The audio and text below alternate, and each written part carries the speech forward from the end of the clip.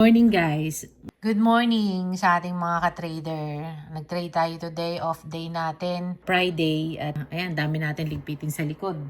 Magulo yung ating bahay pero maaga tayong gumising para tayo ay makapag-trade today. Hindi pa tayo naghihilamos, hindi pa tayo kumakain. Hinintay lang natin makaalis yung ating partner para makapag-trade tayo. And eto na nga, open yung computer natin. Nandito yung ating mga linisin kasabay.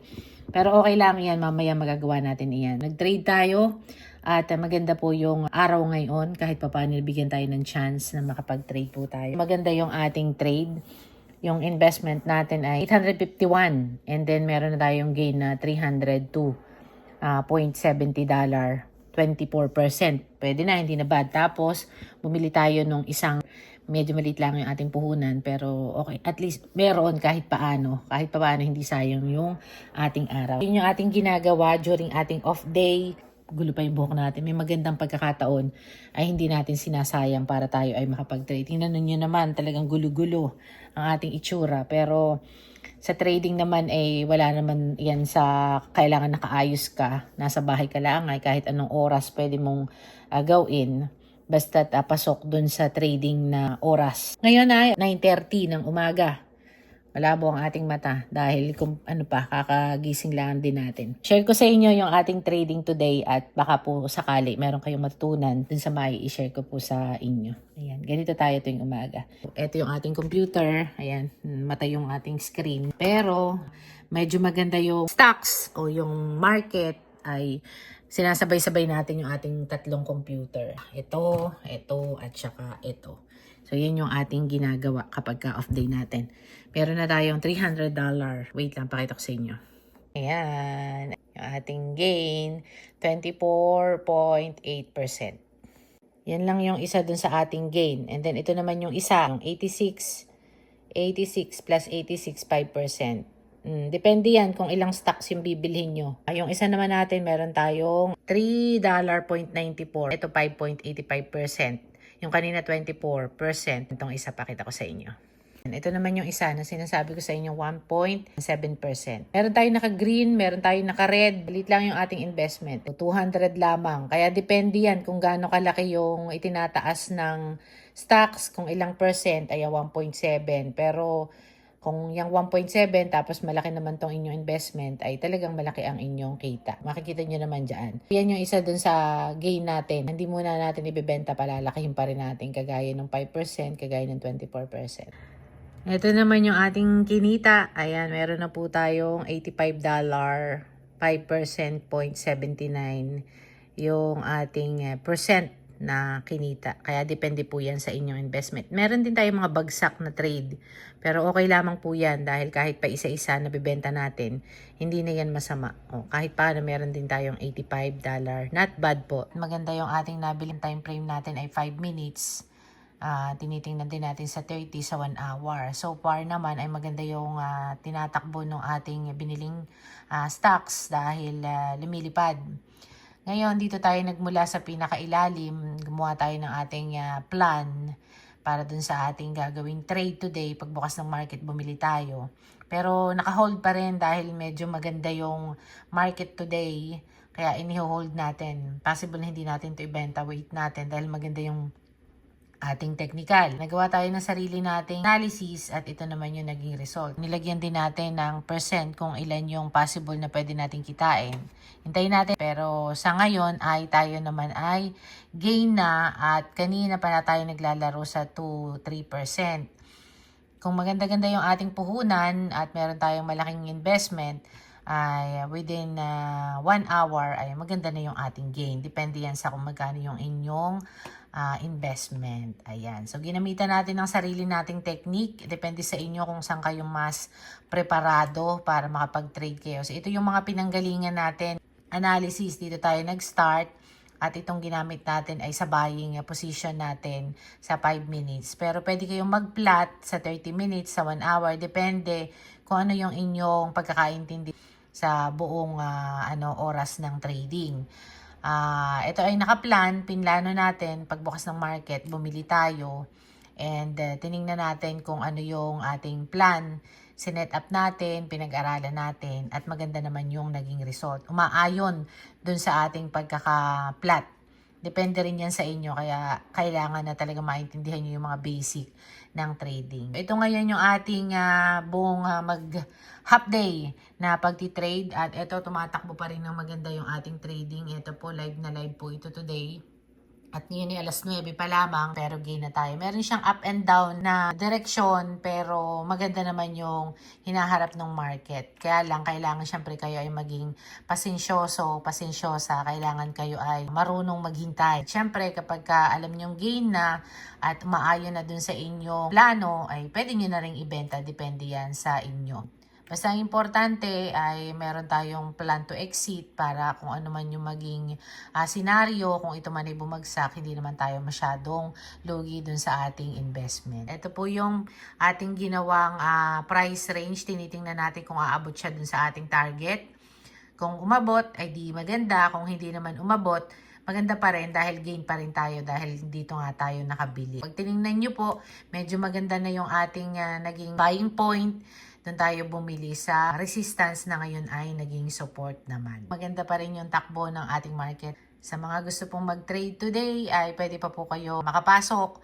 Basta't i-plot lamang po ninyo ng mabuti para kahit paano ay maganda naman yung inyong gain. 1, 2 to 3% and up ay hindi na po masama. Depende po yan sa kung magkano ang inyong investment. Ayan po, gain na gain po tayo dito sa ating trading. Ang gamit po nating platform ay Charles Schwab. At ang ginagamit naman po nating pangbasa sa ating technical ay TradingView. Kaya maraming salamat po sa TradingView sa free na binibigay at pribilehiyo na binibigay ng TradingView para makapag-plot. Doon lamang po tayo sa free. Okay na po, ang mahalaga ay nakakabasa tayo. Galingan nyo na lamang sa pagpa-plan para hindi kayo masyado magasusan dahil meron namang libreng pinamimigay si TradingView. Thank you so much sa mga sumusuporta sa atin sa ating vlogs at syempre dun po sa ating mga followers sa ating pagtitrade.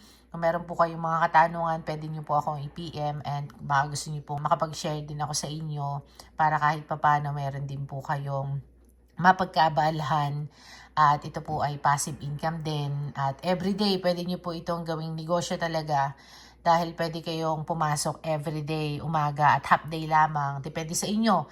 Pwedeng saglit na oras lamang, minutes, ay pwede po kayong kumita. Dahil po ito ay trading at ito po ay negosyo ng marami. Pwede po kayong kumita kahit nasaan. Ito yung maganda natin sa trading. Kahit nasaan pa kayong lugar, kahit nasa ilalim pa kayo ng puno, basta meron kayong cellphone at meron kayong basic knowledge about how to trade, ay makakapag-trade po kayo. At syempre, kailangan updated din kayo dun sa mga news na nangyayari sa buong mundo para naman hindi po kayo maiwan. Yun yung isa sa mga mahalaga din. And then, syempre, i-check nyo rin ang inyong platform na gagamitin kung yan po ba ay legit at ano po yung mga rules and regulation para naman kapag kayo nag-invest ng inyong pera, hindi naman po masayang. Kung nakikita nyo may nagbi-build siya ng red, dahil nagkakaroon siya ng pullback.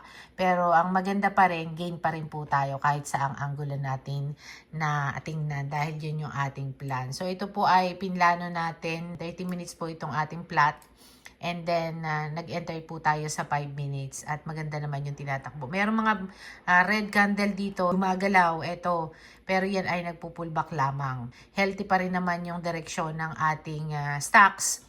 Basta't i-plan nyo pong mabuti para hindi kayo maiwan o mapomo sa itaas. Okay, yun lamang ang pwede ko may share sa inyo. Ngayon ay alas 9:30 ng umaga USA time.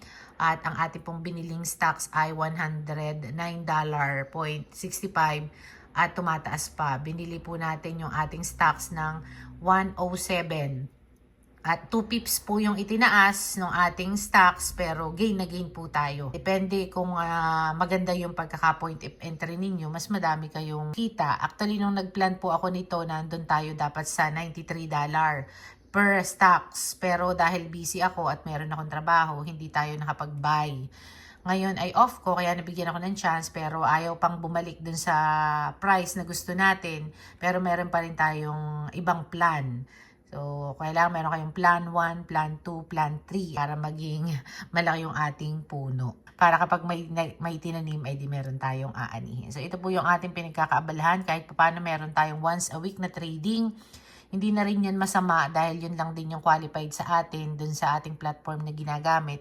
Hindi tayo pwedeng makapag-trade ng araw-araw dahil syempre meron din tayong sinusunod na rules and regulation din ng platform. Meron din tayong tinatawag na maintaining balance para tayo ay makapag-trade. So, medyo maganda na rin yung ating naipon dito sa ating trading. Yun nga lamang ay dahil naipit tayo, meron din tayong mga stocks na binili na talaga namang down na hindi natin pwede ibenta dahil pag binenta natin, edi syempre lugi yung negosyo natin. Kaya nagtatry tayo maghanap ng ibang stocks para makapag-trade tayo. Nagbibuild na naman ng green. So, up and down lamang po yung ating candle.